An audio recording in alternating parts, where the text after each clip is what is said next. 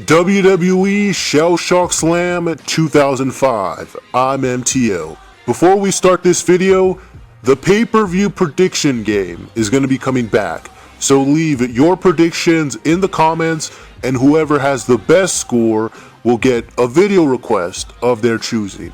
So I can already tell that this is going to be one of those pay-per-views that everyone praises as one of the greatest pay-per-views of all time.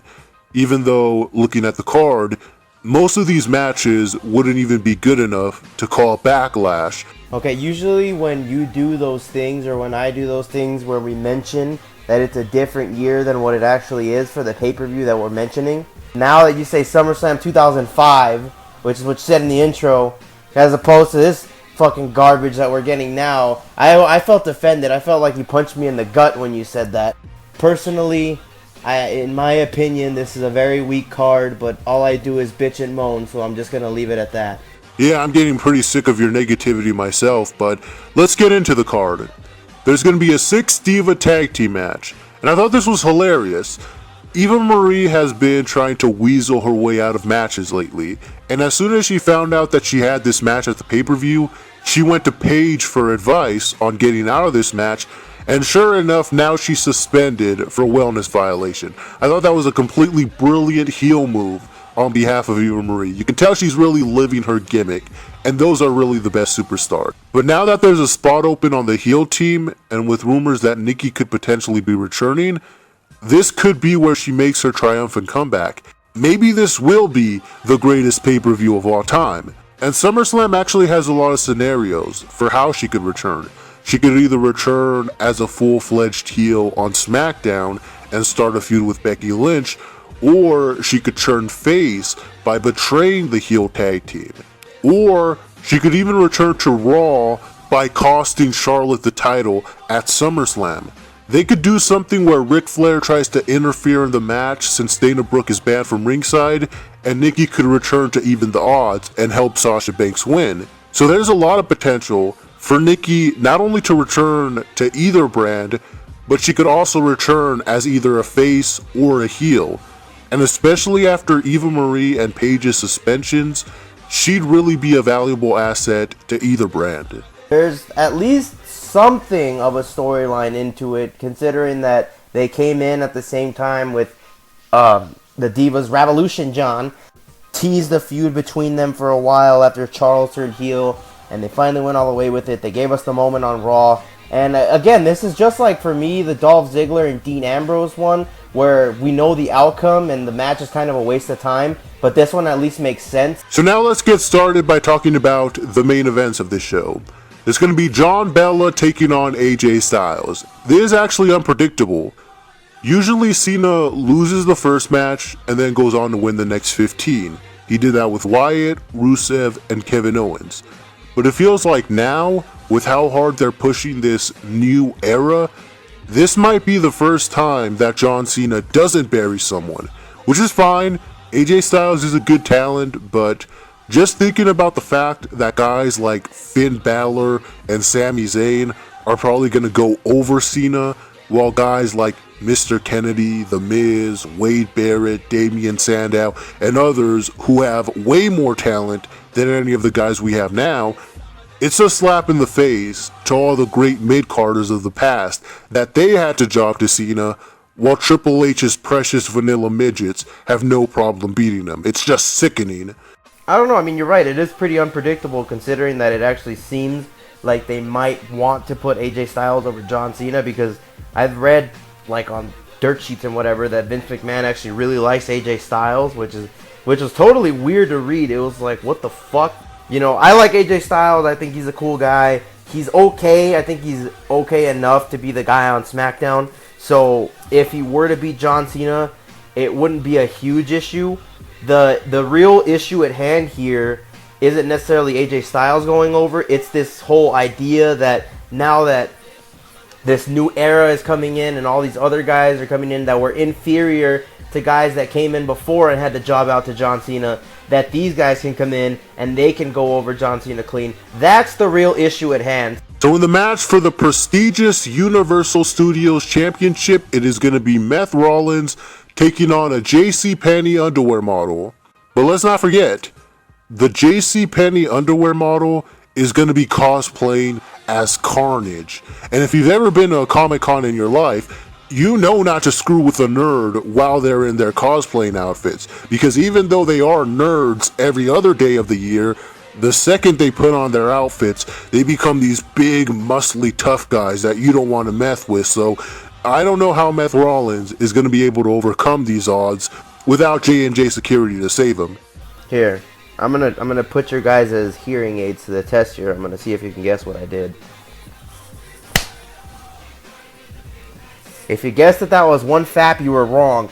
I just face palmed. The guy's totally undeserving of the SummerSlam main event. He's been there for what? Not even a month, and he's headlining the second biggest show of the year. Seth Rollins is probably gonna win, but when I read that Vince McMahon is fully behind Finn Balor to win the belt at SummerSlam, I literally, my ankles were shaking because I'm afraid that this guy might actually win the belt at SummerSlam and lead us into this era, into the death of wrestling there.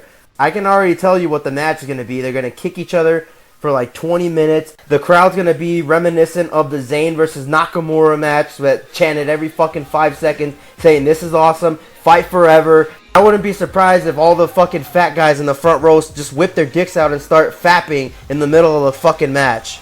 So yeah, that's how the match is going to go. There's going to be false finishes up the ass toward the last 5 minutes.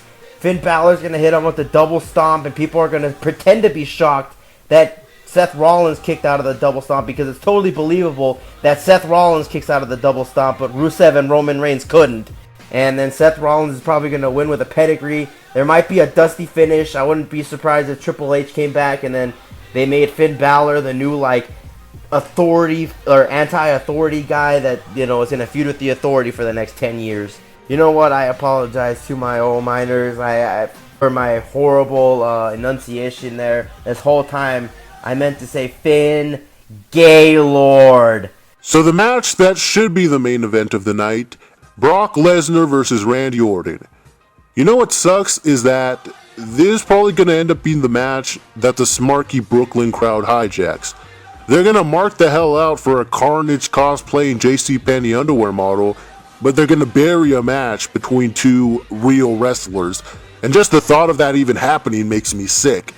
The fact that WWE is letting fans like that dictate the direction of their company, it is what is going to lead to the death of wrestling as we know it. Yeah, this should be the match that closes the show, but it's not hard for me to envision a scenario where the WWE Universal Championship match is the one that closes the show. I don't think the Smarts will crap on this one. They actually love Brock Lesnar matches, and so I actually think that this should be the best match of the night. I think they should go ahead. They should make this a no disqualification match, because usually when Brock Lesnar matches aren't no disqualification, they're not as good. Honestly, both these guys aren't very... Well, Brock Lesnar's fun to watch in the ring because he just throws people. But Randy Orton's pretty boring to watch as a wrestler. So unless there has to be a no DQ thing here for me in order for it to be a great match. So the main events obviously don't look too good on paper, and it gets even worse when you look at the undercard. One of the matches on here is the very personal, long-anticipated tag team feud of Enzo and Cass taking on the legendary tag team of Y2 Fat. And you know, this might be up there with Melina versus Alicia Fox for the most anticipated SummerSlam matches of all time. Now, this is one of those cases where you can tell that WWE has no idea what to do with any of these guys, but they want to push them anyway, so they just pick their names out of a hat and decide, alright, well, that's the feud we're going to go with, now let's go smoke crack. I will say, though, that this Y2 Fat tag team has actually been pretty hilarious. I wouldn't mind these guys actually becoming a legit tag team. Yeah, again, like you said, it's the best tag team probably that the WWE has right now, the hottest tag team they have in Enzo and Cass. And they're basically placed in this weird-ass, like, Raw, the beginning of the second hour type of match where you have two heels who are just randomly together now, and Kevin Owens, who really had no gripes with either Enzo or Cass. He was just on commentary that one week, and he was mad at Sasha Banks at that point, so it would honestly make more sense if he wanted a feud with Sasha Banks than Enzo and Cass. But I guess you Canadians have to stick together, eh? doesn't make a whole lot of sense. It's random, and again, it's like you said, these are 4 guys who could actually be an exponential part of a Big 4 pay-per-view thrown together randomly in this filler match that nobody cares about.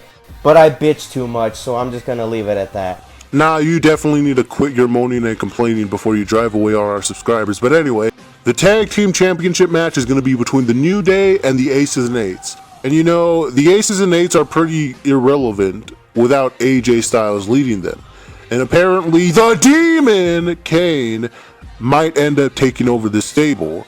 But I mean, usually leaders of stables are supposed to have charisma and mic skills. So I don't know why anyone would think that putting the Demon, Kane, as the leader of the Aces and Eights would do any good. I think the only person that can make the Aces and Eights interesting is Bully Ray. They seem to be teasing a breakup of the Dudleys anyway, which would be great. A Bully Ray singles run is exactly what Raw needs right now, since he's one of the few legitimate superstars the company has left. So why not go ahead, make him the leader of Aces and Eights, give him the Raw title, and make him the face of the company. I mean, he'd be a way better face of the company than a JCPenney underwear model, that's for sure. You could start a feud between the Dudley Boys and then have Bully Ray take over the club and have Devon take over the New Day. That writes itself. Like, that's perfect, actually. No, but I mean, again, it's like you said, the club without AJ Styles, they don't even call them the club anymore. They're just Gallows and oh, sorry, I don't mean to disrespect them. Like, they're Dr. Gallows and Dr. Anderson, who are on their way to steal your testicles away from you. I will give them credit though. They have at least 1 week of showing character under their belts. So maybe if they continue doing stuff like that, maybe they won't be so bad to see on TV anymore. But without AJ Styles, there's not much to them. There's really this is really like a random time to give them the belts. And it's also felt like they've been feuding for like 2 weeks, which I think they have. So now we look at the mid-card championship matches, and this is especially where I think the card looks weak. We have the greatest Intercontinental Champion of all time, The Miz, taking on Bobby Lashley. And you just look at this match on paper and you're like, yeah, that is not good enough to call Backlash for sure. This is just a waste of a legend like The Miz, who shouldn't have to lower himself to B-list superstars. It is disgusting. Yeah, I think the build-up to this match is weak. I don't quite see this being his moment yet. I don't think they're going to go all the way with it, but again, I bitch and moan too much, so I'm just going to leave it at that. So Rusev versus Roman Reigns. Yeah, what do you think? I actually think that this had potential to be a stronger storyline than what it was. I think Rusev's going to keep it for a little while longer. Think that Finn Balor is going to lose the main event, and then he's going to go down and be the guy that beats Rusev clean. Because I don't think that Roman Reigns is going to be the guy that is the mid-card champion. I think this feud was just to put him back into the mid-card and kind of as a way to punish him. So yeah, there's the SummerSlam card, and it is pretty bad. You know, Game 2 commented on my last MTO Vision, asking me to stop talking about the superstars. And you know what? I'm tempted to take that advice. I try to make jokes, I try to provide my great wrestling knowledge, but talking about these shows is just boring. You know, we're not having fun, Maggle. Yeah, you know, this definitely has the makings of being up there with the most boring pay-per-views of the year. Trying to think of one that was more boring than this one has the potential to be. I'm sorry if I'm being too negative for you. I'll stop there because I bitch too much.